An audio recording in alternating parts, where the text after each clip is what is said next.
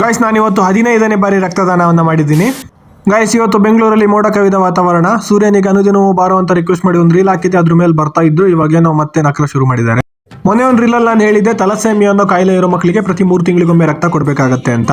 So ಇಂಥ ಮಕ್ಕಳಿಗೋಸ್ಕರನೇ ನಮ್ಮ ಉತ್ತಿಷ್ಟ ಭಾರತ ತಂಡದಿಂದ ಕಳೆದ 10 ವರ್ಷದಿಂದ ವರ್ಷಕ್ಕೆ 2 ರಿಂದ 3 ಸತಿ ಬೆಂಗಳೂರಿನ ಬೇರೆ ಬೇರೆ ಕಡೆ ರಕ್ತದಾನ ಶಿಬಿರವನ್ನು ಆಯೋಜಿಸ ಬಂದಿದ್ದೀವಿ. ಸೊ ಇವತ್ತು ನಾವು ವಿಜಯನಗರದಲ್ಲಿ ಈ ಶಿಬಿರವನ್ನು ಆಯೋಜಿಸಿದ್ವಿ. ನಾನು, ನನ್ನ ಫ್ರೆಂಡ್ ಯಕ್ಷಾ, ನನ್ನ ಅಕ್ಕ, ಬಾವ ಎಲ್ಲರೂ ಈ ರಕ್ತ ಕೊಡೋಕೆ ಹೋಗಿದ್ವಿ. ರಕ್ತ ಕೊಡೋ ಮುಂಚೆ ನಿಮ್ಮ ಹಿಮೋಗ್ಲೋಬಿನ್ ಮತ್ತೆ BP ಲೆವೆಲ್ಸ್ನ ಚೆಕ್ ಮಾಡ್ತಾರೆ. ಎಲ್ಲ ಸರಿ ಇದ್ರೆ ರಕ್ತನ ತಗೊಳ್ತಾರೆ. ರಕ್ತ ಕೊಡೋದ್ರಿಂದ ಏನೇನು ಹೆಲ್ತ್ ಬೆನಿಫಿಟ್ಸ್ ಇದೆ ಅಂತ ಕ್ಯಾಪ್ಷನಲ್ಲಿ ಹಾಕಿರ್ತೀನಿ, ಒಂದ್ಸತಿ ಹೋಗಿ ನೋಡಿ. ಗೈಸ್ ಉತ್ತಿಷ್ಟ ಭಾರತದ ವೆಲ್ವಿಷರ್ ಆದಂತಹ ಉಮೇಶ್ ಶೆಟ್ಟಿ ಅವರು ಮತ್ತೆ ವಿಜಯನಗರದ ಶಿವಣ್ಣ ಅವರೆಲ್ಲ ಬಂದು ನಮಗೆ ಶುಭ ಹಾರೈಸಿ ಹೋದ್ರು.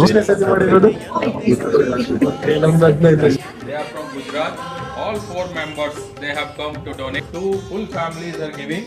Hats off to them. ನಮ್ಮ ಉತ್ತಿಷ್ಟ ಭಾರತದ ವಾಲಂಟಿಯರ್ಸು ಮತ್ತೆ ಬೇರೆ ಡೋನರ್ಸ್ ಎಲ್ಲ ಸೇರಿ ಒಟ್ಟು 47 ಜನ ನಾವಿವತ್ತು ಬ್ಲಡ್ನ ಡೊನೇಟ್ ಮಾಡಿದ್ವಿ.